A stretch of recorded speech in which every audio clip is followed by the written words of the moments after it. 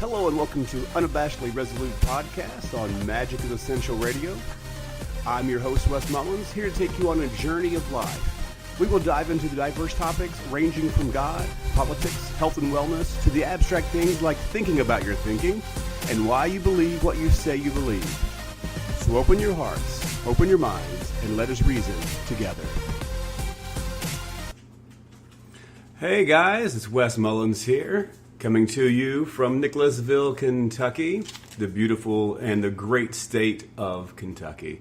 I have a special guest with me today, my wonderful, amazing, beautiful Wonder Woman wife, Nina Michelle Mullins. Hey everybody. That introduction was just killer. She nailed it. So this week, the oil of the week that we were talking about is peppermint. And I have it right now, and I need a little pick-me-up here, so I'm going to put a drop in my hand. Oh, Nina's going to put a drop in her hand. I'm going to rub our hands together and inhale. Oh, that's good. Fantastic. Peppermint is so good for a pick-me-up. You know, when I was doing missions at Oxford University with the RZIM people, with Robbie's team, one of the missions in Leeds, I got the leadership hooked on peppermint oil. Before they would speak, they say, "Hey Wes, can I get some peppermint oil? Can I get some peppermint oil?" So it is a really good pick-me-up, especially if you're getting ready to go speak in front of someone. It gets the neurons firing, if you will. Okay, so today, I mentioned yesterday we were going to talk about literature today. So I asked Nina on because she is an avid, voracious reader. She used to be an avid, voracious TV watcher, and she now has become an avid, voracious reader. With Nina, it used to be, have you seen in conversations, and now it's more like, have you read? And that really is a testament to her ability to dive into the Word again, not necessarily the Bible, but dive into literature. So, Nina, how do you start out each day? How do I start out each day? I start out each day with Each New Day by Corrie ten Boom. And they're just daily devotionals that Corrie ten Boom wrote. And Corrie ten Boom is one of my all-time spiritual faith heroes.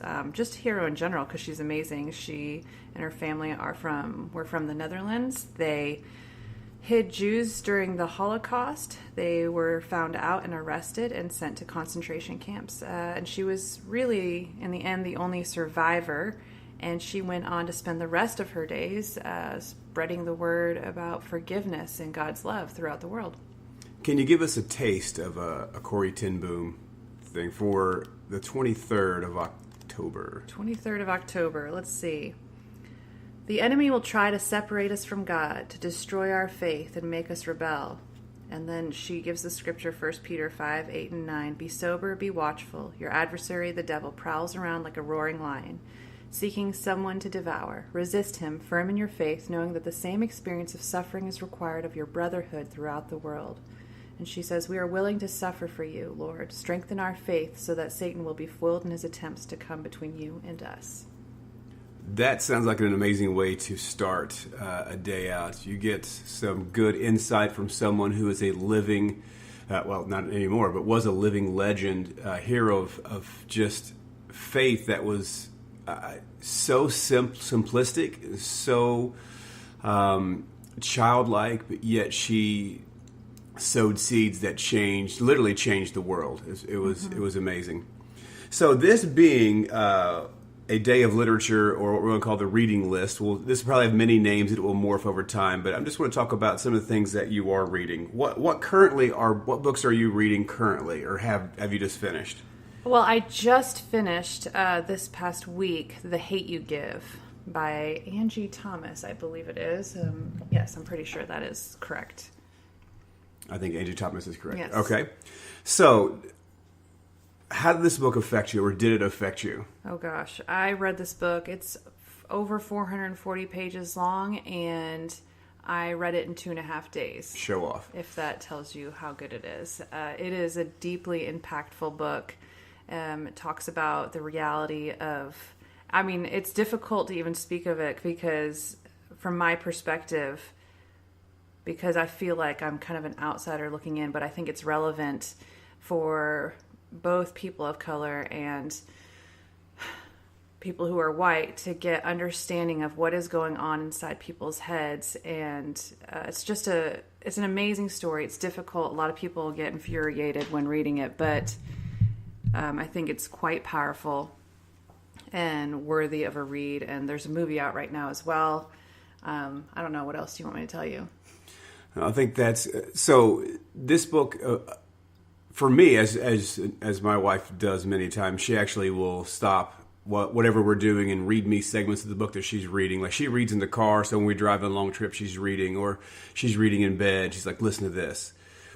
And so we actually went and saw the movie, and the movie is impactful for us because we have a unique situation in life, in that we have children that are adopted from Ethiopia. So a lot of the core themes and issues of this book actually will directly be affecting, or will be like what my kids' lives may be, or what they can go through. So this gives us insight into what their teen years and their adulthood could be like, that what could be shaped. And so it gives us a really good insight into that.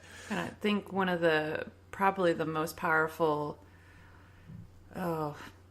parts in the book and in the movie that really caused you to think, especially as two white parents of two black children, is the talk, which, for most American families, the talk is when we teach our kids about sex. But with this book and real life, the talk is when parents talk to their African American children and say, hey, this is what you need to do when you encounter police officers in the future. Should you ever be stopped, or should they ever stop you in the car or on the street or whatever, and the steps you take to ensure that you keep yourself safe and respectful to the police officers. And it's pretty powerful when you watch them perform that in the movie, but also reading about it in the book, and the thoughts it gave me, thinking how we need to give our children that talk eventually as well.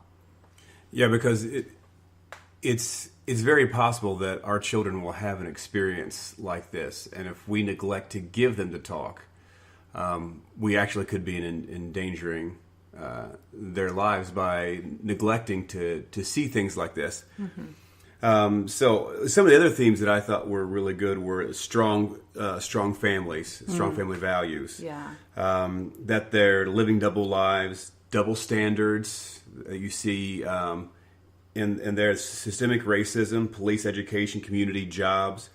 And then it also tackles violence within the black community itself. I thought it tackled that very well. So there's just some themes that might be going out through the book. Okay. And if you haven't picked that book up, pick it up. The Hate You Give. Now, it's not. Correct me if I'm wrong. It's not written in like literary form. It's written more in a conversational form. Yeah, correct? It's written in first person from the perspective of Starr. That's her name, Starr. And it is her perspective on her life in her community, at home, and her life at her largely majority white, middle, upper class high school. And it's kind of the story of, she explains from her own perspective in her own language, even in her thoughts. So it's very like, you kind of feel like you're in her head the entire time, which I think makes it all the more powerful. Yeah, and I think there's a bit of innocence that we can we can gather from that as well, coming from a 16-year-old mind. Not all the thoughts are going to be correct, but they're all going to be honest and raw. And I think that's something. And Nina's actually going to watch the movie again tonight, correct? Right, with the Academies of Lexington, with our friends Audra and Marcus. Yeah. Who are taking a group of teens to watch it, and then they'll be discussing the book with them. I'm hoping to get the Patricks on for a podcast to actually talk about the real life aspects that they've had to go through in their life that are similar to the themes in the book.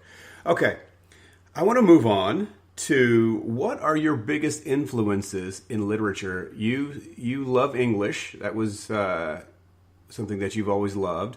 You've always loved to read, except for the hiatus you had during your TV watching years.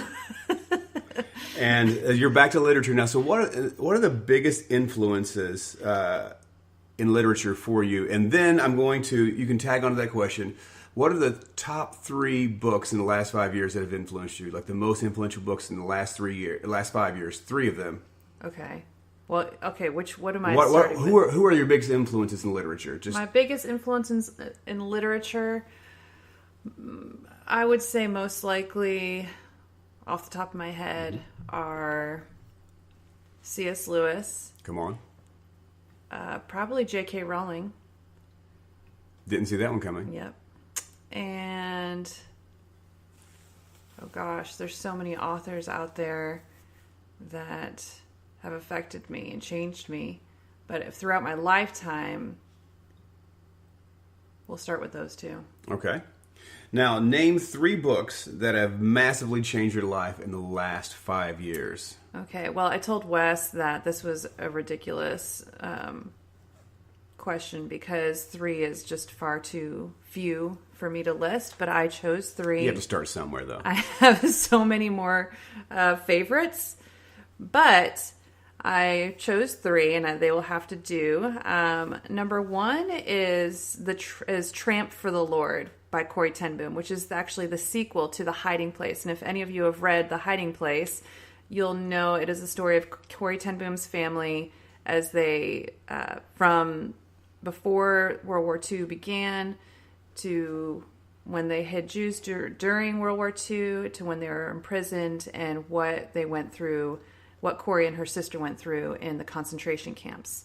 And so Tramp for the Lord is a sequel to that. And Corrie was in her 50s when she got out of the concentration camps, so just keep that in mind. And she traveled the world pretty much until the day she died, speaking to people how important forgiveness is. Even the worst of the worst of the worst of German soldiers that she encountered, the forgiveness she gave to them. And it is incredibly powerful. And I think you'll find in most books that really affect me, forgiveness is a large part of that theme. Now, it seems like you could draw a parallel here from That Hate You Give to Tramp for the Lord and Corrie ten Boom's story as well. That's because it's the spirit of forgiveness goes beyond culture. It goes beyond ethnicity, beyond background. And, I mean, that's the spirit of God. Because right now in our culture, we have this drug that we love so much called hate. And I heard, I haven't looked at this fully yet, but I was listening to a podcast, and one of the experts, quote unquote experts, said that the chemical released in your brain for something that you love is the exact same for the thing you hate. And it has this addictive effect to it, and you want to keep reproducing it. So hate is not something that is beneficial, but it's something that can be addictive.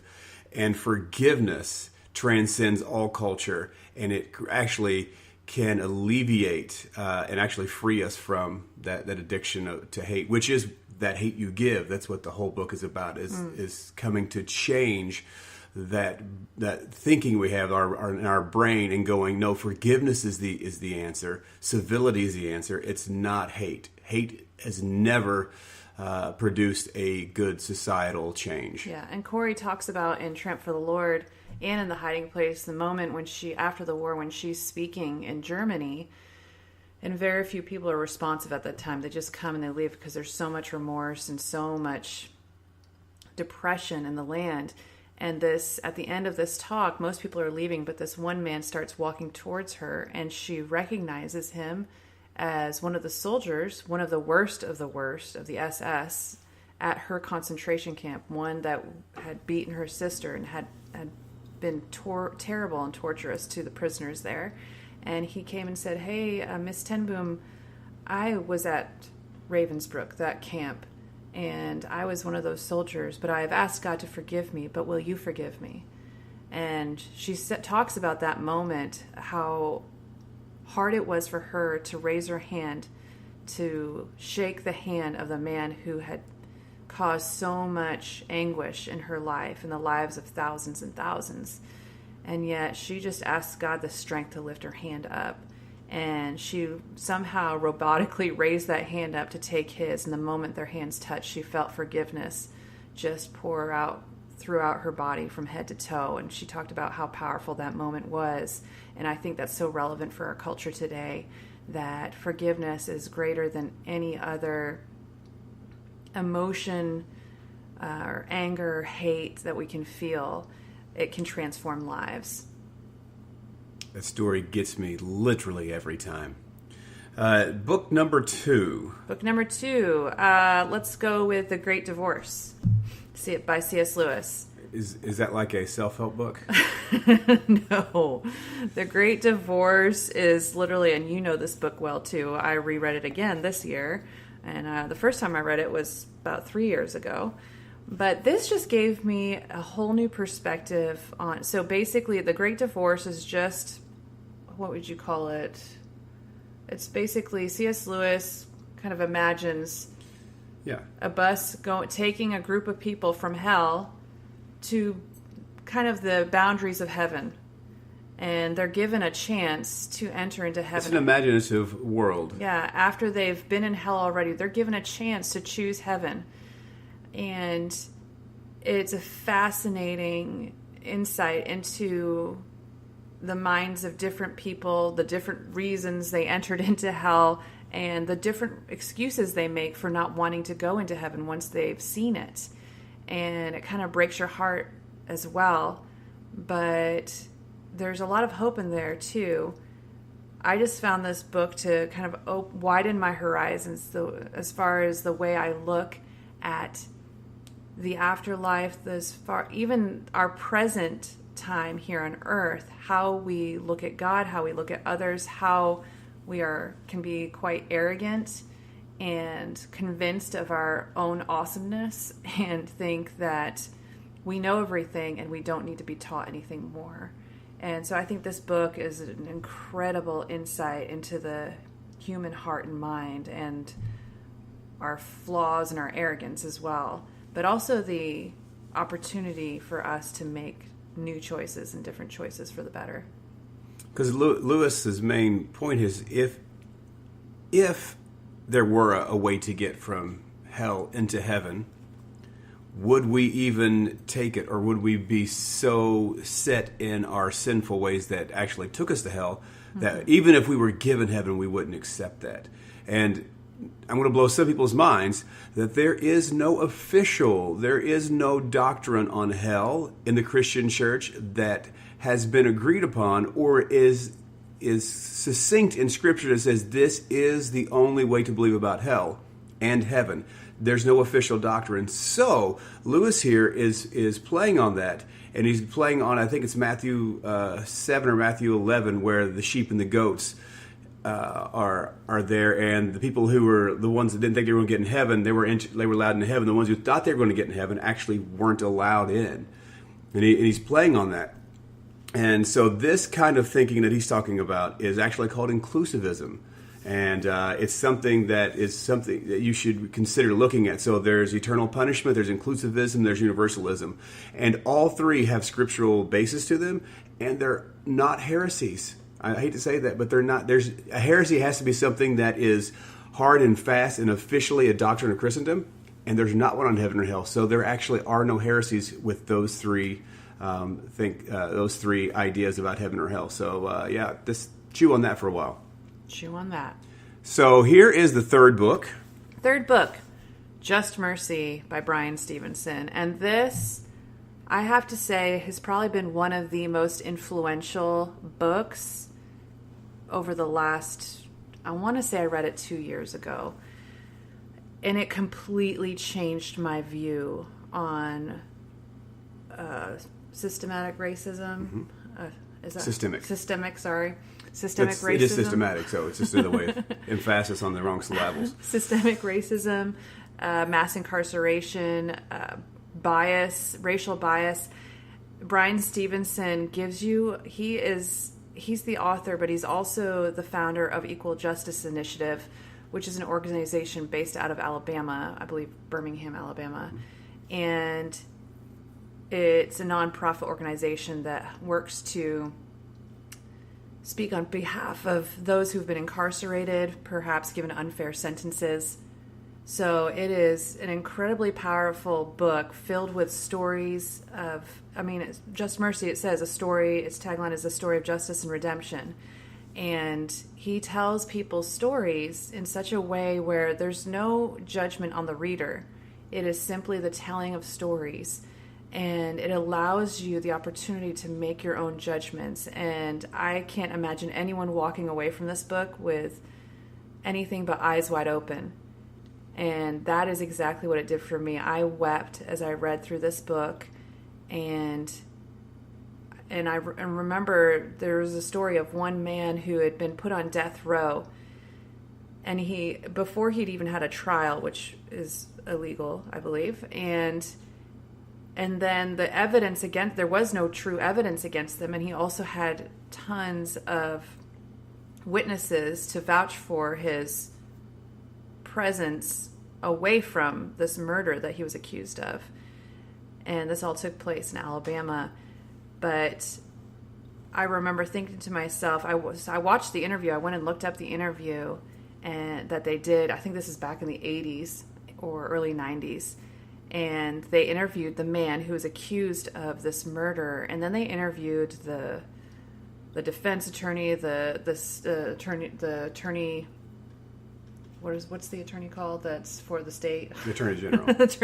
They interviewed the different attorneys, and I remember this man was not very articulate. He didn't sound educated, and then they showed the attorney that was presenting the case against this man, and he said, "Well, of course he did it," and it blew my mind because as I watched that segment, I found my own biases and realizing that if I had watched this segment, I would have probably believed this white attorney because he sounded so smart and educated, and all of a sudden, and then this black man who didn't have much education. In my mind, I recognized the bias that I'd held for so long, and I didn't even know it was there. All because I read this book, and it made me weep, and it made me feel so much shame.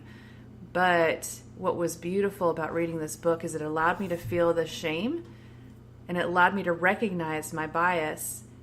And then I felt God saying, feel this, dwell here for a moment, but then move forward, because now you know, and now you can speak out about this, and you know better. And that's what was most powerful for me. So this book was just an open door to my own bits of racist thinking, and not even race, but economic status, the economic status of people, and how we judge people based on their economic status as well. And so I'm very, very thankful Brian Stevenson put this book out, because it's powerful and everyone should read it. White or black, any color should read this book, because it is a story that opens your heart and your eyes to see your own ugliness and your own biased thinking, and it also is kind of beautiful because you recognize, I can change this thinking and I'm not stuck where I am. And that's what was most powerful for me, was to know I could change and I wasn't stuck in one way of thinking for my entire life. Yeah, and as Nina read great portions of this book to me, I actually can read. She doesn't have to read to me, but she loves to read to me, and I love to listen. I have great auditory skills, and so but one of the things that really stuck out to me is this wasn't a political weapon. This wasn't racism that was weaponized or any kind of attack against white people or anything like that. It wasn't weaponized. It wasn't politicized. And for those out there, I'm speaking to the white audience. Those out there who are listening to this, and you're thinking, well, every time that someone says something, it's always this political thing. It always has a tinge of something else behind it. There's some kind of policy coming or some kind of government thing.